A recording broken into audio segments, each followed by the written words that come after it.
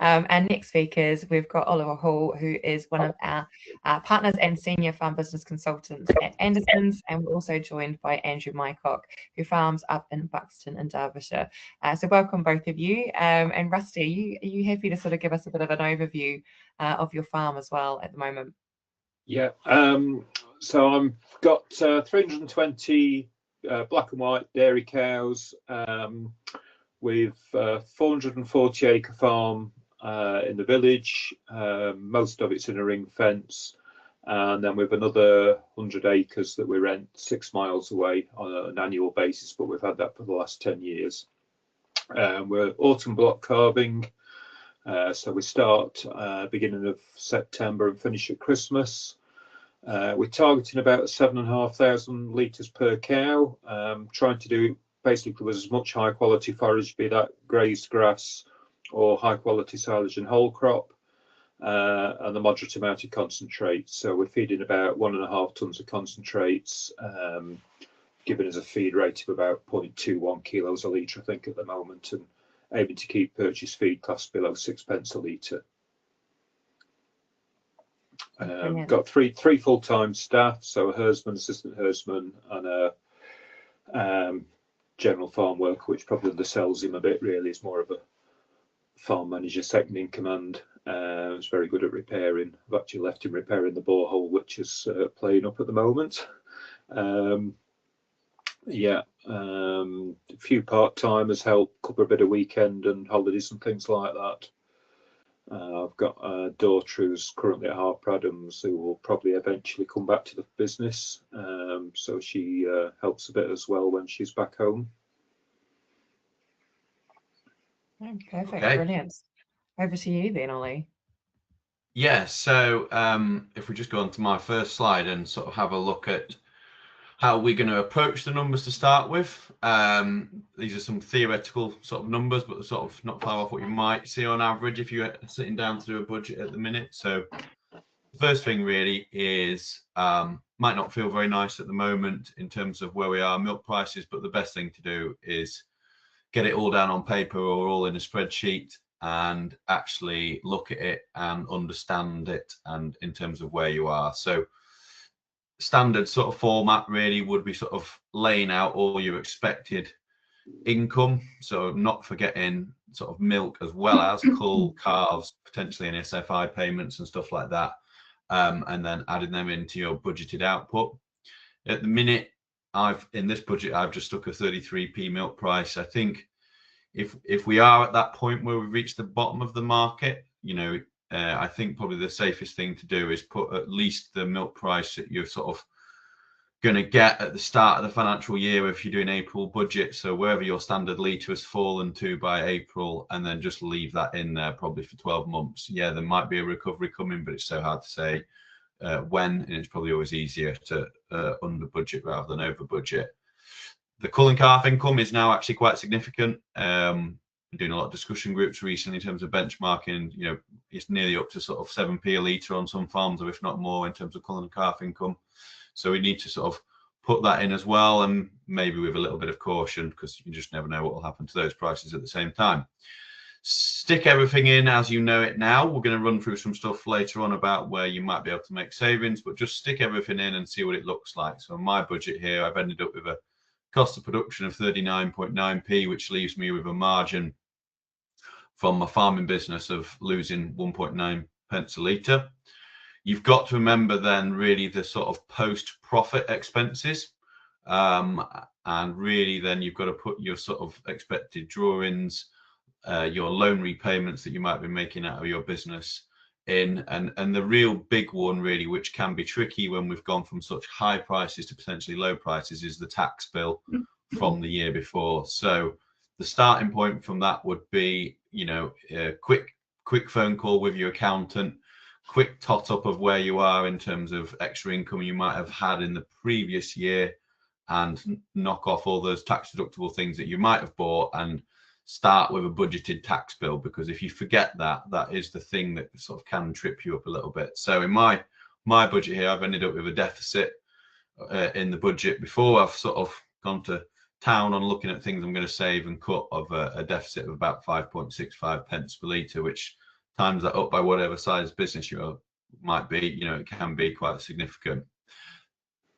The things to remember then is, where are you now, or where will you be at the start of your budget? So where will you be, bank balance or available funds? Where will you be in terms of money owed to you, debtors, and where will you be in terms of creditors? And tend to look at like a position where, well, if we got, you know, if the milk check arrived in and we paid everybody up to date, where would the bank balance be? And that's sort of the starting position. You probably need to remember that if you've got any planned capex coming up or budgeted coming up, we might talk about that later in terms of what you can and can't do with that. So, you know, I've done quite a lot of these recently. You know, it feels quite horrible when you start the budget and you put everything in, but at least when you've got it down on paper and maybe slept on it for a night, you sort of at least know where you are, which is better than not knowing. So just a couple of questions for you really, Rusty. Sort of, how do you go about doing your budget, and have you done a budget for next year yet? Yes, I have done a budget for next year. So I've got a simple Excel spreadsheet where I put my calvings. So as we get them back in calf, I put next year's predicted calvings in, and then I could work out me what months we're selling what milk, and then I swap that to my cash flow one. So I put the litres on the top line, and then an expected milk price below that to give me the milk income each month.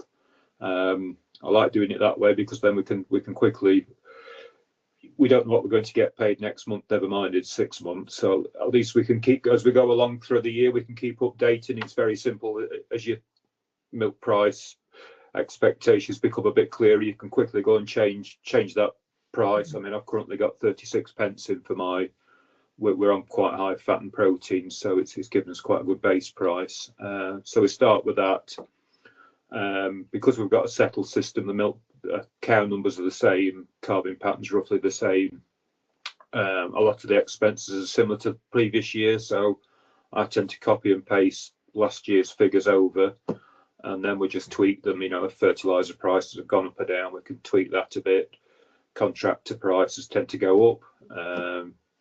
Fuel can be anywhere. Electricity, you know, that can go up or down depending on where they are, but the pattern's generally the same. And then, you know, you put your loan repayments and that sort of thing in, and that gives me a fair idea.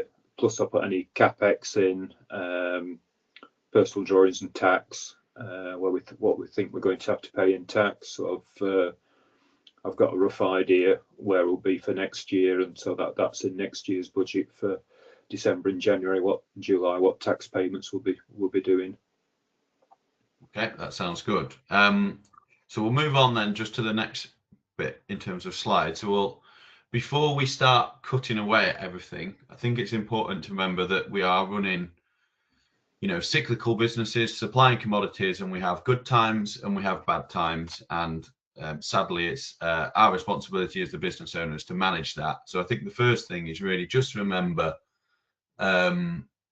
be careful with some of the things you cut and chop away at, that you don't want to destroy the sort of productive capacity for the next year or a couple of years' time in terms of potentially when milk prices have recovered. So things I'd be particularly keeping an eye on for me would be forage stocks, obviously very relevant for some people coming out of the drought this year. Farm cover if you're grazing, making sure you're carrying over the right amount of grass into the next grazing cycle. I've put on here young stock quality. I think sometimes people can cut away at the expenses with young stock and calves and maybe end up with a bad bunch of heifers, which can be quite costly in the long run. I've not mentioned quantity because sometimes surplus heifers or surplus stock can be quite a drain on cash. So if you were really tight, I'd be looking to rear probably less heifers, but just do them well rather than rearing too many heifers and doing them all poorly. Fertility, as we all know, you know, this year's fertility results will equal next year's milk, and hopefully if we've got a better milk price, we wouldn't want that to be affected.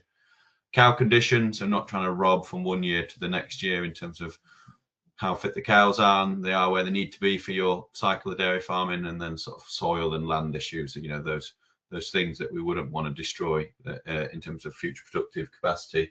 Probably got to think a bit wider than that, so we've got to think of the people involved, so definitely employees, other family members, farm owners, business partners.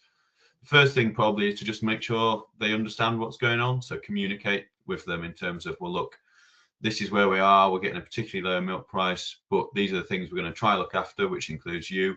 But also we might be doing things a bit differently, or that CapEx project that we talked about might be getting delayed a year. So a lot of people, as long as they know what's going on and the reason why, they can be understanding to that. And then the other one would be key suppliers, and making sure that those people that you think are really important to your business also getting communicated to. And ideally, if we can, when we've done all our budgets and cash flows, is, you know, try keep paying people on time. We'll talk about that later on, that you might be able to get discounts.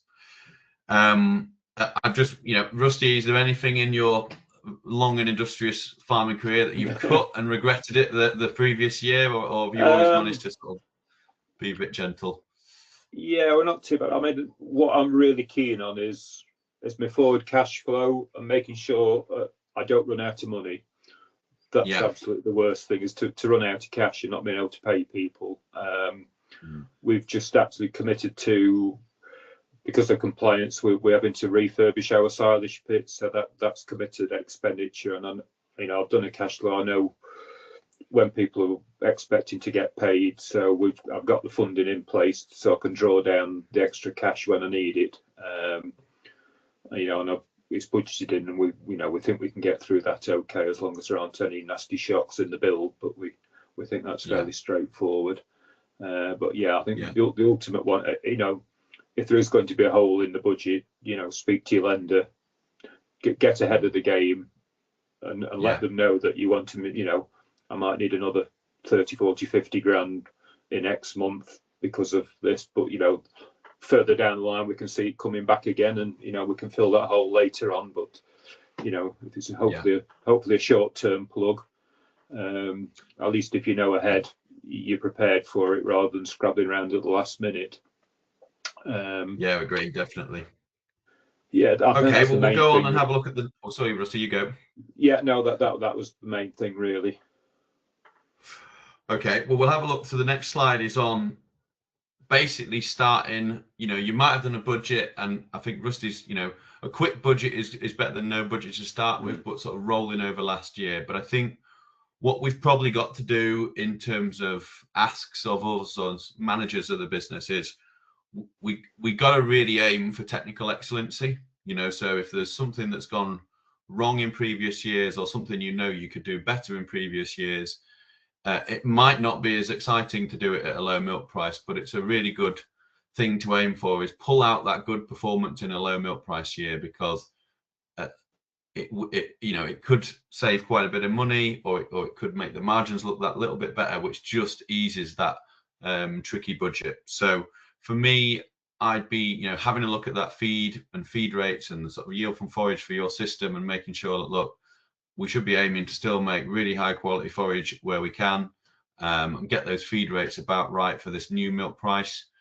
Fertilizer rates and normal weather, like a lot of people, when they look back at their previous accounts, certainly in England and bits of Wales, would have had a very dry year this year. So you probably just have to budget for normal weather, okay, and just remove some of the things that maybe been an expense last year that hopefully won't be an expense this year. Aim for really good fertility and stock generation. We've talked about those cull and calf prices, but if you can generate that stock, it really will help that lower milk price, as well as, you know, lower loss rates and replacement rates where we can. I think it's a big opportunity to sort of reset the dial. You know, I think it's absolutely human nature when the milk prices are high to chase it, okay, and we've been pushing things over, you know, over insuring things, and the worry of the milk dropping was quite high at very high pence per litres, but now we've got a low milk price. I sort of sadly see it as an opportunity to learn something new about your farm at this low milk price, and just find out what you really can do with your farm, your cows and your system, when the fear of not losing a high milk price is there. So I've just really asked Rusty, do you think, you know, have you been chasing that milk price? Has there been any system creep? We did have a little look back over your costings. Certainly last summer we fed more concentrates. I mean, that was partially as a response to lack of forage. You know, and there's a high milk price as well. So with the I think in common with a lot of other people, our fats and proteins went up as well, the percentages. So on the numbers, it actually doesn't look, we've not quite as good as we were, but it's not fallen back as much as I thought it might have done. But that's something we'll be paying particular attention to. You know, we've got to be out there in the shit weather in a week or two with a plate meter again. I've already been out and got an opening cover. I'm aiming to be grazing by then, you know, get them out a little, but start grazing at the end of February. Even though we're 1,000 foot above sea level, we're on very free draining limestone ground. So, you know, if it does stop raining for 2 or 3 days, we can normally get them out and nip a bit off. And I do what I call opportunistic grazing. If it's dry enough, I get them out, and if it isn't, then they're back in again. But if you've had a few days, they can't take it back off you, and that's a couple of days silage we've saved. One thing we've just done, we soil tested the whole farm, and we're just getting a little bit tight on phosphates on some of the fields. So you know, I think we possibly, I'm just frightened of compromising grass growth, so we are putting a bit of triple superphosphate on, and we're using a bit of polysulfate on some as well to provide a bit of potash and some sulfur as well. Save on the sulfur, you know, we use straight urea for most of it, or a bit of 40-0-0-40, and we find it's more cost effective than ammonium nitrate. You know, I think you can normally save probably 20% on your nitrogen cost doing that. So that's a useful saving. So I think, you know, we are really focusing on that forage quality this year, trying to, you know, so we can keep at that 4,500 litres off forage. Okay, well, we'll move on to sort of how to go about cost savings, really. So one of the things I sort of want you to think about is that, you know, there's 2 ways of sort of saving costs in a business, and just simply demonstrated here is it is the amount of something you use times the price you pay will end up being the cost line in your business. So if previously you used 100 units of something at £100 a unit, you would spend 10,000. If we can just save 10% off the usage and 10% off the price, you can actually get nearly a 19% saving. So if we had a cost of production of 40p and we could do it everywhere, I'm not saying that's possible just yet, but it just gives you the scale of it. You could actually drop just over 7p off your expenses. I think one of the challenges this time with the fall in milk price, if you think back to last time when we had that fall in price off the back of the high COVID prices, there was a lot of costs that actually saved themselves. So feed got a lot cheaper in that period. You know, we were way over £300 a tonne back into the 200s. The other big ones really were fertilizer. You know, fertilizer was peaking out at £1,000 a tonne with those high energy prices, and back into the 400s and 300s. And equally, you might have had quite a big saving on, you could have been going from a very horrible electric contract at 40, 50, 60, 70p a kilowatt back down to some more normal levels. So the last time the milk price dropped, there was quite a lot of costs that almost just saved themselves, and you didn't really need to do a lot about it. This is probably a bit harder because there isn't that fundamental drop in some of the prices. So a lot of people ask me when I see a lot of benchmarking numbers, like, tell me what's the golden bullet? And the sad answer is it's a little bit of everything, a little bit everywhere, and really good technical performance is normally the difference between the top and the bottom. So just moving on to sort of like areas of the business that we need to think about that. So I think if you break it into sort of target product use stuff and targets for where you're going to get better prices. If we start with the usage, you know, the bigger the item, really, the greater opportunity is to save. So, you know, feed and fertilizer, reasonably 2 big variable cost items. So certainly aiming for that technical excellency that we spoke about on that previous slide. A lot of things everywhere else is sort of check you're using the correct rates. A lot of sort of chemicals, vet and med products, all those sort of things. Like, it can just slip on farm in terms of like, are we using the right dilution? Did you change chemical? Is the teat dip going through at the right rate, or have we broken a dropper and we're using lots of teat dip and we haven't really noticed yet? So there's so many things that could go wrong there. Electric, you know, is a reasonable cost on farm now. So doing a quick benchmark on your electric usage very quickly, but you'd be sort of looking, standard farms could be anywhere from 250 to 350 kilowatts a cow, sort of around 42 kilowatts 1,000 litres. horrible KPIs, but if you write them down and just go check your electric, you know, there can be savings there, often on cooling of milk, heating of water. Bringing people onto farm at quite high rates pound per hour. So whether it's farm consultants or whether it's dairy engineers, mechanics, there's a lot of things in life that you probably could learn to do yourself, and you could save some stuff off the bills there. And the other thing is, you know, and it's not just an insurance thing, this, but it's sort of, it's very easy, especially coming out of high milk prices, that we've probably overinsured and been oversold to as to what's actually needed on my farm for my system, for my cows, to produce X amount of milk. You know, you on farm are probably the best person to know what's needed, what's not needed, and what could be cut and what couldn't be cut. If you listen to everybody else, they'll all tell you as a collective, oh, well, you can't cut that, and you can't cut this, and you can't cut that, and this has happened. So finding those things out in terms of product use. In terms of price, it's making sure you're speccing the product that you actually need for your system. Have you done all that shopping around? It's can be a little bit boring, but you know, shopping some things around often can save quite a bit off prices. The more convenient the product is, the more nice the person is, the higher chance you're overpaying for that product. Can you get discounts by doing some bulk buying? So ordering a load of things all at once for 6 months, getting them dropped off on the yard rather than getting them drip fed to you every week as you need them.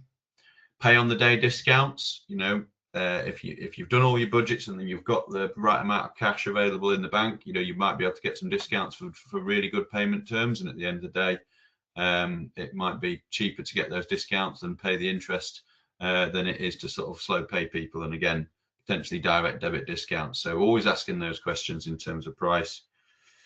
The best thing really is to do some benchmarking, because it will also help you find where you might be going wrong in terms of what cost lines will be easiest savings to be made, and going after those first. So that's really all of my top tips. And it's just sort of over to you, Rusty, in terms of any of those things stand out to you, sort of previously had savings or things that you're going to go look at for this year. Yeah, I mean, I joined a benchmarking group about 10 years ago, and that's a bit of a game changer, really. I think just it doesn't matter what sort of system, whether you're grass-based, high input, fully housed, or what. I think by just comparing your costs against a group of your peers, you'll probably find 1 or 2 pence quite quickly. You know, and that's a fairly easy win. So, I mean, one of the things I do, you know, the bulk buying discount, I actually put out my winter feed run to tender a couple of companies, and so just, you know, I sort of, you know, the price out last probably August time, I think it was, no, a bit earlier for the winter, and I'll do the same for the summer. But you only use about 2 loads through the summer, 2 Arctic loads, and I've already booked all of next winter's protein, which is 4 Arctic loads of rape or soya. The prices look pretty good about a month or so ago, so we booked all that, which goes through the mixer wagon. On the electric benchmark, I actually just record what we use each month on the meter, and then I work it back so much a day, how much we use in a day, and then you can soon see. I mean, that varies by, it's always the most in December and January, when that's our peak output, but we noticed this year it spiked quite a lot, and it's one of those things, it was happening, but we didn't really pick up on it straight away, and that was, we've got a compressor that drives compressed air in the milking pile, and there's some slight air leaks in the system, and the compressor was running a lot more often than not, and I think we probably put 400 or 500 quid on the electric bill in a month with it just running too much. I'll tell better next month when we've read it again, then see whether it's come back down into the more normal level. But, you know, just doing things like that and just picking up on these things, not leaving them, getting on top of them quickly, I think definitely makes a difference. Do you do any sort of direct debit discounts or pay on the day discounts? Yeah, I mean, the concentrates, the corn do it, that's on paid direct debit, like a week after delivery. Yeah, so wherever that's, and any of those sort of discounts for quick payment or direct debit, we always take those. We're in a buying group with members of Anglia Farmers. So sort of the fertiliser and it comes through them. Not everything goes through them. Fuel, like we can buy that. My mother's very good at ringing around and beating them down on price for tractor diesel. Okay. We can beat the buying group on that quite easily. They're not particularly good on in our area on that. But yeah, so so it's like fuel. It's like money. When we took a mortgage out, we bought the farm we have next door, which we had an FBT since 2005. We actually bought it off the landlord 3 years ago. We approached 4 different lenders, and one person's money isn't any different to anybody else's. We went with the one that gave us the best rate. Yeah. Okay. So we've got some questions coming up on the next slide in terms of, this is very much the stuff we've just been discussing is, we're just going to run exactly the same business, but we're going to save some products and we're going to save some price. Sometimes you do have to ask yourself a question with your dairy farm: are we structurally correct? So again, sort of maybe doing a bit of benchmarking on this and just checking. There's I've sort of put 2 options on the screen, and they sort of contradict each self. But if you just bear with me in terms of like talking through the examples and what might be relevant to you and what resonates with you, and thinking, oh yeah, that could be me actually, might be something that you could go look at. I think what you've definitely can see is marginal cows on farm, or even marginal land being farmed. If I explain what that looks like, is we're very good often at sort of benchmarking the average cost of production and the average of our farm. And my example here, I've got 300 cows on a set acreage that have a very good cost of production, and for whatever reason I've crept up the cow numbers. What it normally looks like is that feed rates go up, and I'm buying in additional bulk feed, which can be expensive, or it can be that I'm silaging land that's a reasonable distance away. Do I need 4, 5, 6, 7 trailers on, and I'm hauling a lot of silage and slurry back the other way? So there may be circumstances where you actually need to step back and look at your farm and say, have I ended up with some marginal cows or some marginal land? And if you split it all down and did some analysis, which I would just start normally by doing all your budgets and benchmarking, turning stuff into a per cow cost, and just trying to picture what happens if I took 50 cows off this farm. What would I actually be able to save or give up? This could be quite relevant for people that are on milk contracts with AB pricing, or any sort of volume control mechanisms kicking in, because actually we could have you need to sort of picture our worst cows eating our most expensive feed, producing our lowest milk price. So it might be an option is to shrink some of these herds and farm sizes, maybe not forever, but maybe as a way of surviving this year, to say, look, we actually think those cows are quite marginal. We think the cost of production of those extra cows is higher than the core number of cows on this herd. You will then, the way of doing it, you can either offload some stock, either if you've got spare heifers or spare milking cows at good prices still, or you might look at it the other way and do some herd improvement, with the high cull prices, and go, well, what happens if we cull the bottom 50 cows out of this herd? What happens to the cows that are left? They'll probably be better, and they'll probably be cheaper to run.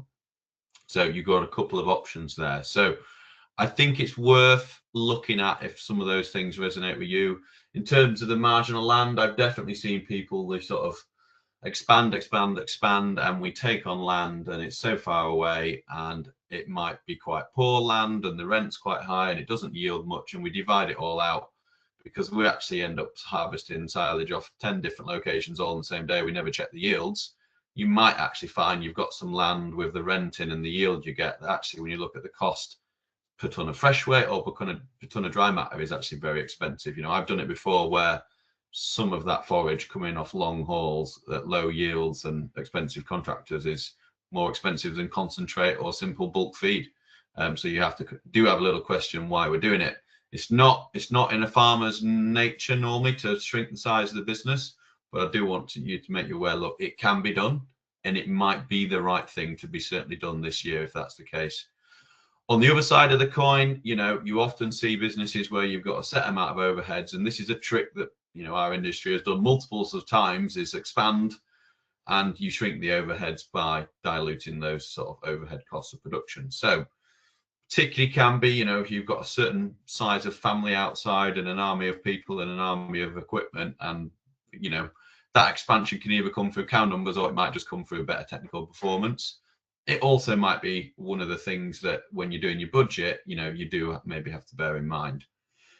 Just throw it over to you, Rusty. Do you think you've got any marginal cows on your farm, or farming any marginal land, or the other way around? Do you think you should be getting bigger to dilute your overheads, or are you quite happy, your perfect size? I think we're there or thereabouts on size. So we've got a grazing platform that's 190 acres, and we're fairly fit. 300 cows. So by the time we turn out, we'll be a few. We're 320 going through the parlour today. By the time we turn out fully, to beginning of April, we'll hopefully be out day and night. Then we'll be down to about, well, if some culled cows will have gone, we'll be down to around the 300 mark. And that about works with our paddock size. It's a fairly fixed 12-hour paddocks. I mean, a while ago, I did look at, you know, thinking, well, we've actually got cubic accommodation that's currently used by young stock, but we could put more milk cows in quite easily. I did look at, you know, possibly getting a zero grazer and going further afield, and I came to the conclusion I was going to be a busy fool. It comes into the category of what I call spending a quid to make a quid, or if you're lucky, you might only make 90p, and be a lot busier to do it. So what we've got was, I think we're in quite a sweet spot for our farm at the moment. We have managed to take extra land on, and what we've done with that, we're keeping some of the calves, the beef calves from the dairy herd. So we're running 60 to 80 calves that we're keeping every year, beef calves, grass-based system, keeping them probably till 18 months old, and then selling them as forward stores. This year, because we were short of silage, we've actually, half of them have gone on ad-lib barley. So we've got a group of steers, which they're just coming up to, we should start selling them any time, probably the next couple of weeks. We're weighing them next week when we TV test. And I quite like that because they're flexible, the beef. We can, as long as you're not shut up with TB, you can, you know, if you think you're going to be too tight on forage, you can sell them early, cash them in, save the forage. I mean, we've done it slightly different. You know, we put, barley was cheap. We've got the accommodation for them, so we've stuck them on ad-lib barley, so we're not using the silage. Beef price is high, barley's cheap, so we think there's a bit of margin in there for us. Okay, we'll just go on to the last slide then, which is really just, you know, we're right in the depths of a current down cycle, but I think we need to just probably just reflect a little bit on how good dairy farming has been in the last 18 months. I've seen, you know, milk prices and total incomes that, you know, you wouldn't have probably dreamt budgeting in terms of 5-10 years ago. And for really well run businesses, some excellent profit margins. So we should be sat just thinking about what are the lessons we could learn for the next upcycle. And there for me is, one is take a step back and have a look at your business, do your 2 balance sheets, sort of one now and one a year ago, and just, you know, see what net worth sort of improvements you might have made over the last year. But also probably for the next upcycle is, remember, look, these swings in milk prices tend to be coming at us a bit more often and a bit higher to even lower, certainly this one. So we are going to have to get used to managing these commodity cycle businesses. And in the upcycles, for me, it's about not getting carried away and remembering the sort of long-term 3 or 5 year average milk price and where your costs need to be to farm for those 3 or 5 years. Plan and put that tax bill away. So when you're making money, make sure you're putting some money away into a savings account, or like Rusty's doing your long-term budgets and thinking, yeah, well, I'm making good money at the minute, but this tax bill will come.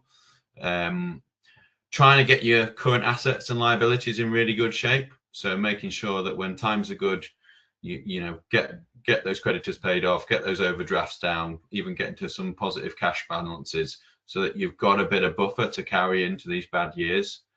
Try and get all your sort of property upkeep done in up cycles, so that if you know the things are really up to shape and can basically mean that if you don't have to spend a lot of money on the property in the next year or two, that's fine. And then the other thing is try and get your future profit demands down. So you can do that by basically clearing short-term debts in good years. So trying to get onto a basis where you, I know it's very tempting as a dairy farmer to swap machinery on HP cycles and pay monthly because you've got a monthly milk check. But actually, if you can clear some of that short-term debt in those good times, it just lowers that cash demand for that tricky year.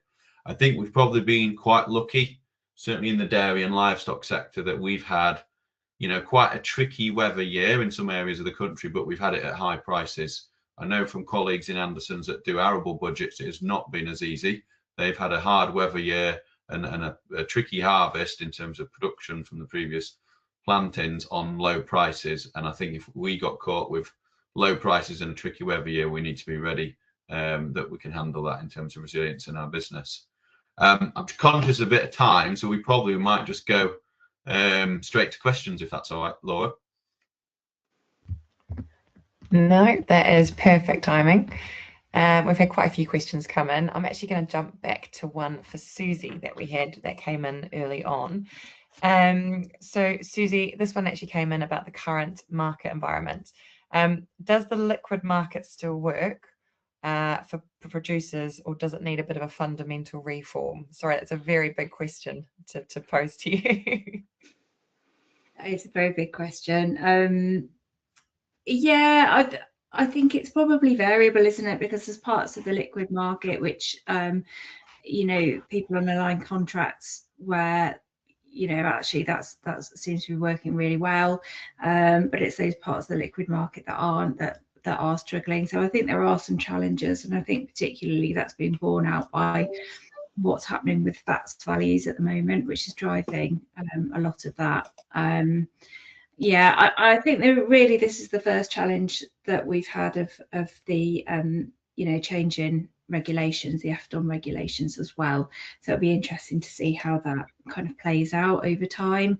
I think towards when they released their first report, I think they hadn't had any official complaints. There had been issues raised, but no official complaints. But this will be the first kind of test on that. That's right. And one more sort of relating to processing. Obviously, someone had written in that Arla and Muller have announced 368 million worth of investment in processing, and how are we expecting this to potentially impact the farm gate milk price? And are we going to see any tangible benefits soon? Well, I think it's a really good endorsement for Team GB, GB Dairy, in that, you know, they're obviously seeing this country as a really good place to produce milk, and I suppose this whole oversupply situation shows that we can be really excellent at producing milk given the right conditions. You know, even with poor weather this year, we've done a lot with not a lot, and I think that's, you know, really, really positive. In terms of benefits to farmers, I think the more investment the better, and I think there is still a key need for more stainless steel to go in, and I think particularly to capitalise on some of the opportunities that there are globally. And I've talked about the sort of growing demand for protein, and you know, people on these GLP-1 drugs, you know, they want more protein powders and things like that, and products with protein in, and there is scope to produce more of that here. However, we don't have a lot of processing capacity for, you know, some of these very processed whey products like the WPC kind of stuff. So I think, you know, yes, more investment is welcome, but we do need more as well. Got one now for potentially Ollie and Andrew. Is there any specific advice for small family farms that probably can't make use of economies of scale like some larger farms can? Yeah, I'll answer that first. I was actually doing a benchmarking group yesterday that ranged from a herd size of 850 cows down to 65 cows, and you wouldn't have completely known from looking at the figures which one was which. So I think there's still things you can do, sort of whatever the scale of your business. I think obviously the tricky thing is probably around like those core costs of like labor. and machinery once you're of a certain size. So I think you probably want to aim for technical excellency, and then you either probably have the options to look at, can you make the business bigger to dilute those overheads, but do it from a, you don't want to be changing the sort of gross margin or performance on a technical level by getting bigger. Or you might just have to have a look and say, well, actually, the thing to do this year is, can we make sure we use all our skills on small farms to like save all those costs of, wherever someone like Rusty might get someone in to repair this and do that, but you have to be a real all-rounder on a small farm and do a lot of it yourself. And then after that is probably take the skills and sell them to somebody else at the same time. So can you make your budget work by taking the tractor off farm and doing some contracting, either for a neighbour or a big contractor, if you've got spare resources and you can't change the size of your business. So I think there is always options around. The other one would be diversifications and stuff like that, but try not to get too distracted from the, keeping the core enterprise going well, but making some add-ons to the well-run small herd of cows.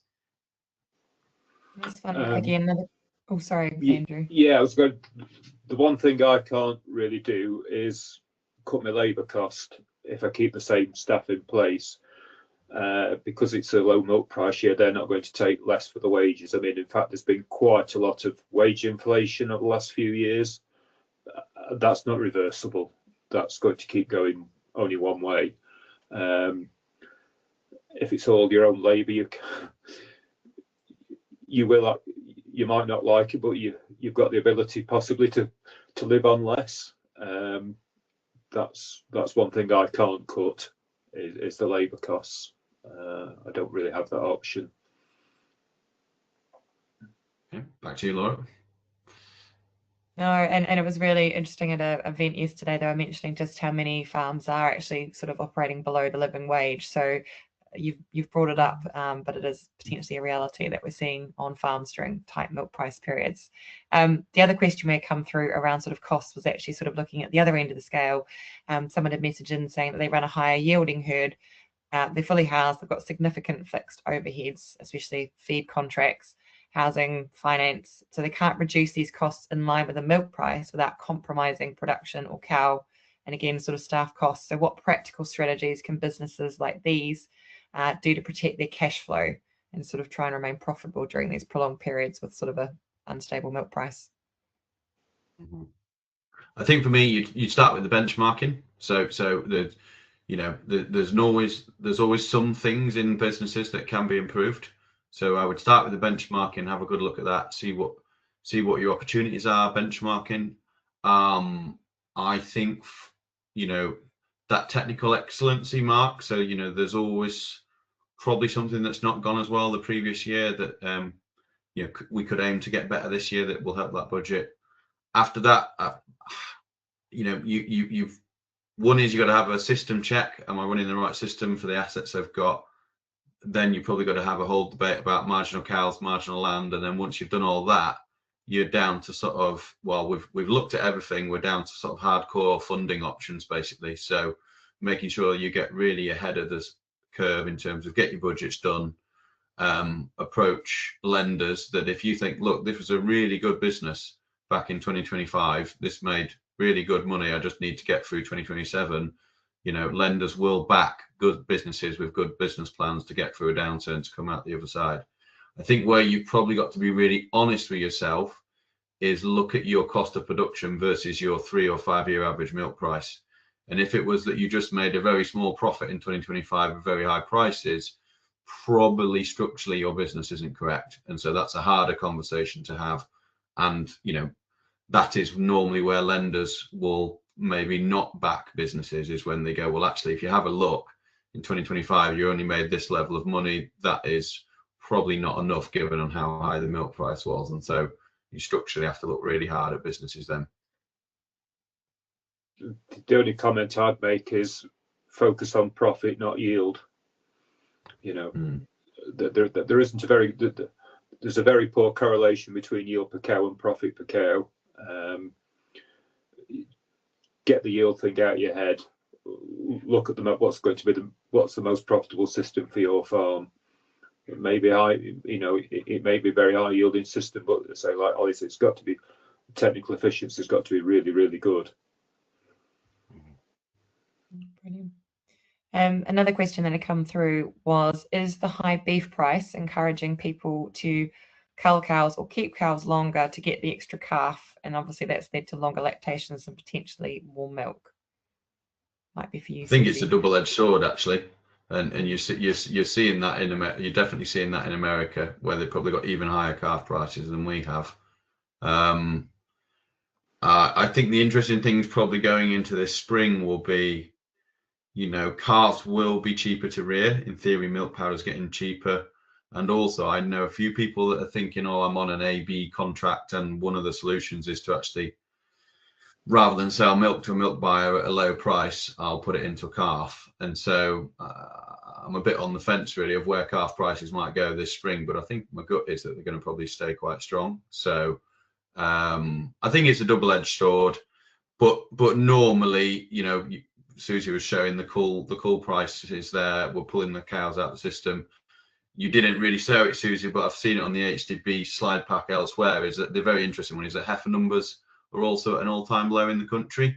So I think it's one to watch, really. That my calculations is there's only enough heifers in the country to do a 26% replacement rate at the minute. So whether we're going to import them, or you're probably going to see this continued decline in national herd size, which I think will probably provide opportunities going into 27, 28, because it's unsure of where these heifers will come from, even in Northern Europe. I mean, this winter we've culled cows out, barren cows out earlier than we normally would do, just because we're tight on forage, no other reason. But we have some very nice checks in for these culled cows. I've budgeted on, I think, £1,000 a cow for next year's budget. We'll have exceeded that this year, but I mean, I think that comes to 3.6 pence a litre over the year. It's just a fair old whack now on those culled cows in your budget. Sorry, Susie. No, I was just going to say the beef price outlook, I think, is to stay up, just because of the tightness in the overall supply. So it's quite nice in that there's some security of income there. As secure as it ever is, but yeah, the outlook is definitely quite strong on the beef side. There's actually another question around sort of milk volumes to Susie while you're there. Do you think milk quotas might be the way forward, or would they be a step backwards? I don't think that is a likely thing. I think in reality, I think what's going to happen is that more processors will be introducing AB type pricing supply mechanisms, just to try and manage some of these supply fluctuations, because I think everybody's kind of been caught by surprise this year, and I think they will be keen to avoid any repetition of that. So I don't think we'll see sort of milk quotas, but it's always like a de facto milk quotas, isn't it, because of increase in supply regulations. And you're sort of getting, the control is because, it's very hard to get a new milk contract anywhere in this country at the minute. So, yeah. As a collective, the milk processors are, controlling that by not giving new contracts to sort of new farms or expansions or whatever that may be, or AB pricing for the sites. I think the only thing I always think long term, which is we have to be aware of as an industry, I think, is it's those new entrants or new farms, and they might be great next generation dairy farmers, but if nobody will buy the milk to start with, whether it's 100 cows or 200 cows, I think that's a bit injustice, actually. So I do think we have to do something as a collective industry to make sure that new entrants can still get in on new sites or sites that haven't sold milk for 5 years, because we will need dairy farmers in the future. Definitely, and we are seeing a sort of ongoing reduction in the numbers of dairy farms, but as you say, we do need the new generation to kind of be able to come through and take those opportunities up. So it's really important that they get those opportunities. think one of the pain currently in the industry is spread fairly uneven. Some people are getting it a lot worse than others, and some of those at the real rough end of I think, there's probably going out, selling the cows and getting out. So, I mean, with this extra bill, but as Susie said, that there's no extra cows. I mean, you see on Facebook and things, people calling for quotas, thinking that talking about extra cows, there aren't any extra cows. It's just that ones we've got to give him more, and they've milked particularly well this last year. Next year they might not milk as well. If the number of herds go out, there'll be probably 25-30% of those cows will get culled. Is there a possibility we're going to be quite tight for milk this autumn? I don't know. It wouldn't particularly surprise me. No, and I think the pendulum always swings, doesn't it? So, we're very, very oversupplied now, and, the correction measures have come in, but as always happens, there will be an overcorrection, because there always is, and then, it will go the other way. I think it's just being patient. I think the feature is, dairy's always been volatile, but it's the degree of volatility has increased an awful lot, which makes things difficult to cope with. But I think Ollie gave some really good advice in kind of managing that, and thinking a bit more long term. We've had a question come in around sort of the milk price. Susie, you gave us a really good overview. The milk price was actually kept quite high in 2025, when obviously we were already producing quite a lot of milk. Do you think maybe the milk processors kept that price high too late, and the signal was too strong for farms? I think what really happened was it was the European milk situation. So Europe was quite weak through most of 2025, and it absolutely surged in the autumn, but that came very suddenly. They sort of went from, markets like Netherlands, Germany went from being behind to being sorry, my battery's about to run out, to being kind of up sort of 6 or 7% in the case of the Netherlands, and at record-breaking levels, and that surge came very suddenly. So I think that was because we didn't really anticipate what would happen post Blue Tongue, and that's what kind of led to this kind of delay in the market signals coming through. But we were quite short for commodities for a while, so that's kind of what the situation was. Yeah. Well, I'll try and fit in just one last question, if that's okay, because we're going to run out of time shortly. This one's probably potentially for you, Ollie, around sort of efficiencies. Should producers look at reducing milking frequency to potentially save on costs and actually reduce output, and would this help their profitability? Yeah, it's definitely something where, whether you're ratcheting down from 3 times a day to twice a day, it's another way of looking at what you'd call marginal milk production. And there's certainly a way, especially if you're on any sort of volume control or AB pricing, you can do those sort of dynamic budgets where you produce less of the cheapest milk that you might sell, and what cost can you cut. Probably more, once you get down to twice a day, you're into sort of 10 in 7 or 3 in 2 milkings, or eventually once a day milking, depending on what you're going down from and to. But there's certainly ways to look at that, and I think it's like what Rusty said first. Don't get obsessed with the production. There's ways to sometimes cut production and save more money than the litres that you might have sold, so you end up with a more secure profit, shall we say, rather than just going for the biggest production and the biggest profit you can make. I think if you're cutting production, it's about doing as much of it off cheaper forage rather than dearer concentrates, or if you're on the pushing for yields, then you're putting some of if you started feeding the yeast, the protected fats, the mycotoxin binders, all those things add up. I mean, I used to be on that system, came off it, and saved a big heap of money. It wasn't just we just when you did the accounts every month, there were just a lot less people were paying out to.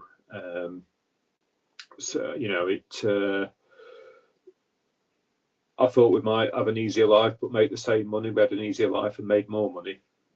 So that's my personal situation. I'm not saying that's the same for everybody, but it worked for me, just simplifying the business and really focusing, you know, on that quality forage, whether that's grazed grass or, you know, 11.5 ME plus silage. Brilliant. Right. Well, I'll bring this to a close now. Actually, if you can go to the next slide, Susie. We've just developed a sort of milk price support hub collection of pages on the AHDB website. So this has got links where you can look at tools to help review your costs, do a bit of benchmarking. Ollie mentioned today, obviously, about improving efficiency and being technically excellent. So lots of links there around forage production and forage budgeting.